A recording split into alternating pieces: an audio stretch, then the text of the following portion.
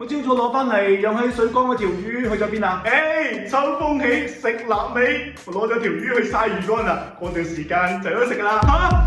條3斤重嘅野生老鼠斑，成1000銀1斤嘅喎，你攞去曬魚乾，咁靚嘅魚，肯定清蒸嘅啦，大佬啊！講起清蒸，我見雪櫃有包瑤柱，我成包蒸嚟食，食又幾好食嘅，不過就有啲鹹。粒銀仔大嘅50頭乾瑤柱，你成包攞嚟蒸，平時煲湯煲粥我都唔捨得放咁多啊！唔好諗啦，食條雞先啦。我醒啊！我見碟雞嘅雞骨都有血嘅，我炒熟咗先俾食啊！係唔係啱整好放喺廚房嗰碟白斬雞啊？咪就係嗰碟咯。你知唔知呢隻養咗200K嘅果園走地雞白斬係佢最好嘅做法啊？你居然炒白斬雞？咁啲雞骨血淋淋，有啲食唔落啊嘛。